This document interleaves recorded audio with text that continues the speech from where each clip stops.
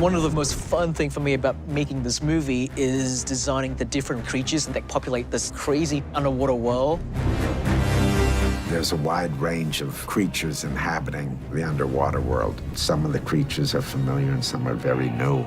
It's an unexplored world. The world of Atlantis has all sorts of unknown life that we've never seen before, and it comes springing from the imagination of James Wan and all the great artists that worked on the project.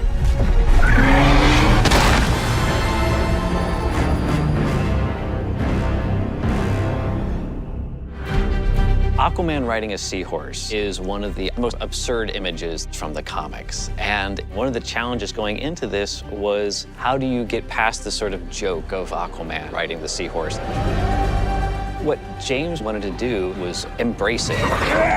Let's not pretend that these aren't the iconic images of Aquaman. Let's make them cool and make them awesome. Going into it, I wanted different animals to differentiate the two separate kingdoms. With the Zebalians, they have taken to seahorses. And the king rides in on a beautiful, majestic sea dragon. They do feel like ancient knights, but with a sort of fantasy science fiction twist to it. Meanwhile, the Atlanteans have domesticated and tamed all the really dangerous sharks.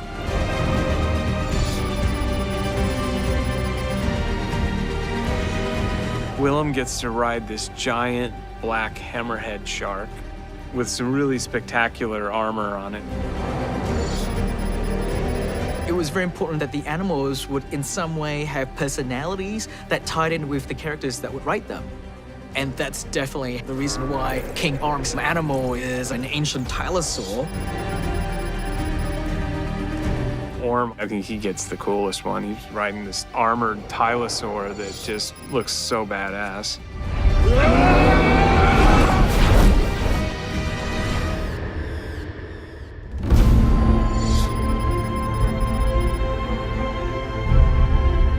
We have 7 kingdoms of the underwater world. And one of the kingdoms is known as the Fisherman Kingdom. These are more like mer people. They're peaceful, docile people. The fishermen people are more intellectuals, scholars, and artists. They are ones that want to make peace with the surface dwellers.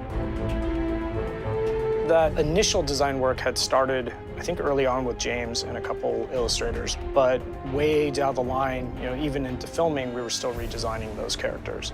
They need to be more grounded and give them a bit more humanity, so we went in and redesigned them and kind of created class systems as well. Like you see the soldiers are very fish-like, where you look at the royal kingdom and they're very evolved and more human.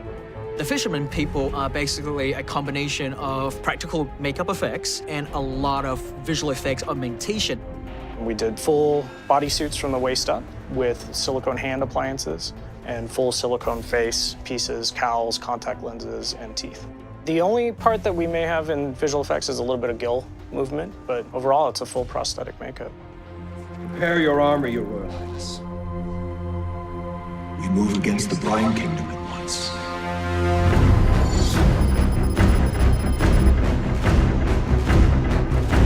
The Brine Kingdom are literally the bottom feeders of Atlantis. They are the most maligned and looked down upon of the other societies. They were humans, they turned into crabs. So they're kind of like what we want for dinner. And they got multiple legs, and they're kind of brutish, and they live low on the ground in caves. The brine people, they don't swim, they walk. And these creatures are big, heavier people with massive armor. And so we started with that idea, designing what the king would look like. There's quite a bit of inspiration that came from really early deep sea diver suits. But he's not wearing a suit, that's his natural form. Death to the Atlantean hagfish! The ocean is a magical place, but it's also terrifying as well. And so I wanted this movie to be able to reflect our feelings of the great and powerful ocean. I love the ocean. It's something that absolutely scares me and draws me in. And it's super spooky. If you've been in the middle of the ocean and you just look down, it's pretty terrifying because it's all the unknown, right? You never know what's down there.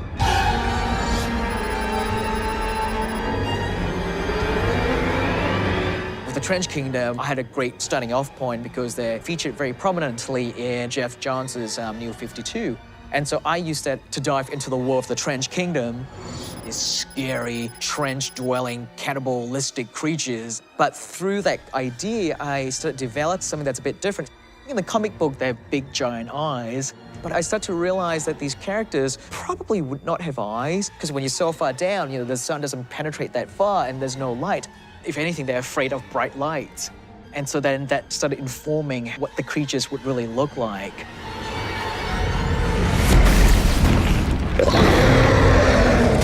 The trench creatures really allow me to lean into the horror aspect of the ocean.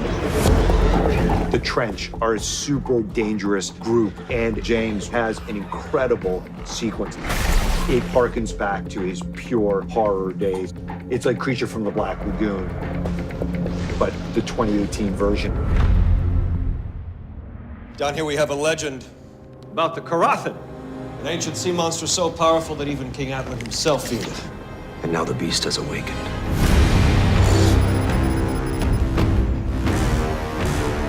This creature is nearly as old as time itself. First and foremost, it's ginormous. In real-world scale, from tip of the nose to the end of its longest tentacle, it's 2 miles long. We needed to design a creature that is big enough to take on Orm's entire army. There's some aspects to it that are crab or lobster-like. It also is part giant squid. I pulled from design aesthetic from the ocean, infusing it with my love for H.P. Lovecraft to create the most powerful creature on Earth.